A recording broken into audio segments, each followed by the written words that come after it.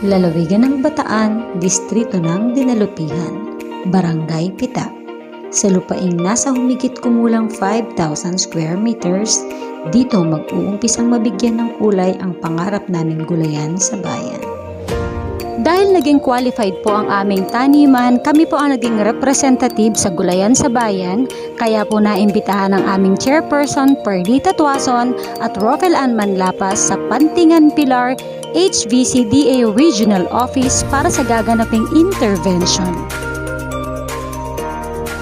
Gumawa po kami dito ng sample sketch map ng aming gulayan kung saan magandang ilagay ang bawat gulay.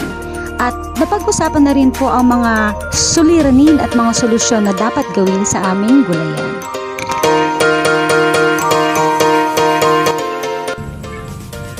Sa panahon ngayon, napakahalaga ng pagkakaroon ng sapat, ligtas at masustansyang pagkain. Isa sa mga hakbang tungo rito ay ang simpleng pagtatanim sa ating paligid. Dito nagsimula ang programang Gulayan sa Bayan, isang proyekto na layunin hikayatin ang bawat komunidad na magtanim ng sariling gulay. Layunin nitong mapaunlad ang kabutayan, mapalakas ang seguridad sa pagkain at maitaguyod ang disiplina sa pagtutulungan.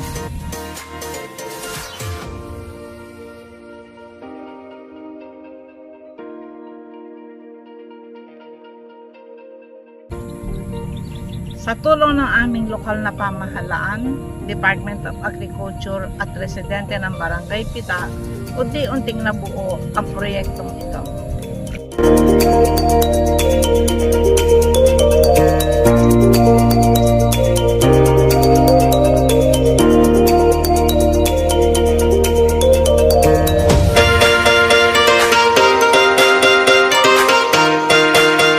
Ito naman po ang aming lawa na may sukat na 200 square meters at lalim na 5 feet.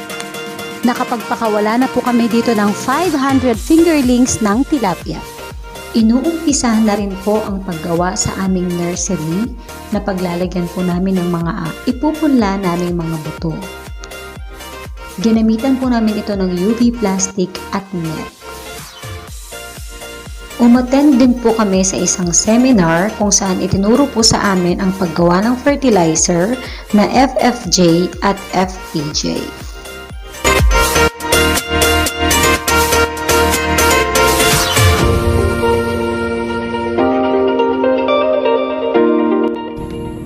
Ang bawat pagtatanim ay simbolo ng pag-asa at pagkakaisa. Mula sa simula, unti-unting umusbong ang mga halaman, nagbigay ng sariwang gulay sa aming komunidad. Ang Gulayan sa Bayan ay hindi lamang tanim. Ito ay patunay ng malasakit at pagkakaisa. Isang paalala na sa pagtutulungan, kayang makamit ang masustansyang buhay at maunlad na pamayanan. Sa bawat butil ng binhing itinanim, may kasamang pag-asa para sa kinabukasan. At upang madagdagan naman po ng kulay, gumagamit kami ng mga recycled materials para po pang dekorasyon gaya po ng lumang gulong at mga lumang plastic bottles.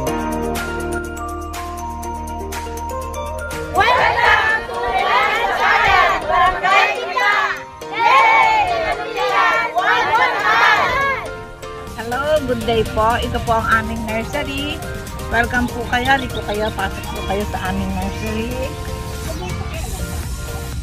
Then, ito po ang aking mga kasama na nagtatanim, nagpupunla ng kung ano-anong binhi.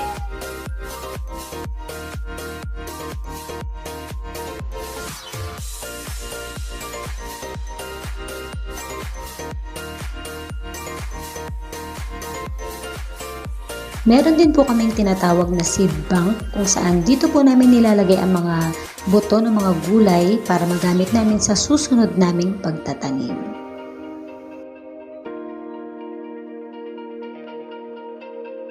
Ito po ang aming storage. Tuloy po kayo. Dito po namin iniimbang ang aming gamit. Tulad po ng mga fertilizer. Hindi timba, tray, saka po yung mga drum namin. Meron din po kami ng ladadera. Ito po lahat yung mga gamit namin para sa bukid na ginagamit.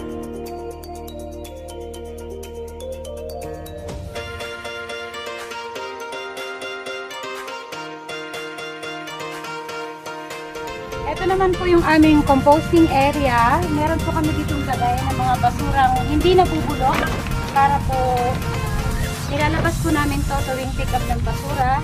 At meron din po kami composting area dito kung saan dyan po namin nilalagay yung mga pinagbalatan ng mga gulay, yung mga nabubulok para maging mataba yung lupa.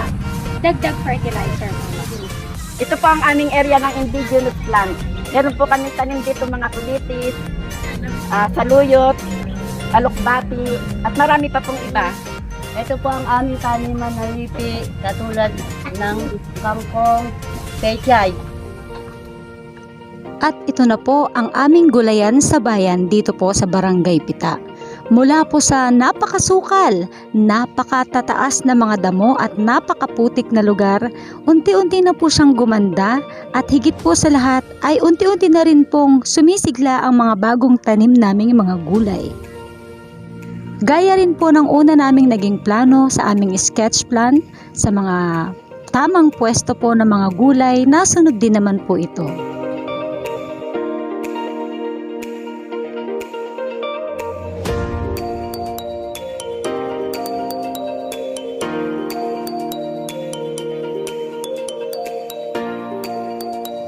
Ilang beses na rin po kaming nakaani sa aming gulayan. Pinakamasipag pong magbunga ang okra at ang sitaw. Sa ngayon po, ang mga ani namin ay ibinabahagi po namin sa mga taong tumulong din naman po sa aming gulayan gaya po ng ating barangay.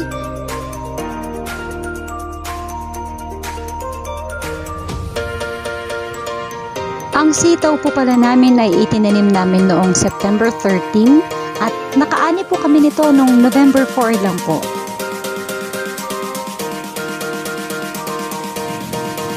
Sa bawat ani po namin ng gulay, tinitimbang po namin ito at inililista para kahit papaano po ay meron po kaming record ng aming harvests. Ito po ang mga halimbawa ng mga inani naming gulay. Ito po ay mga organiko at sigurado po kaming safe po itong kainin.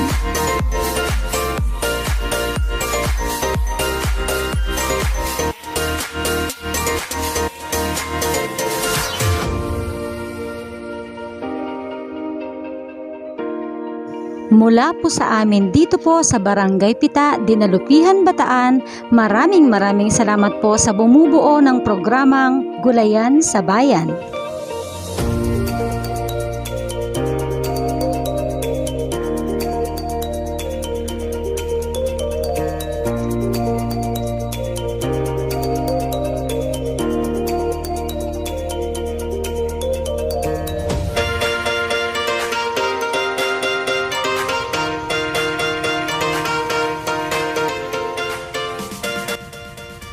Ito ang gulayan sa bayan, tanim ng pag-asa, ani ng pagkakaisa.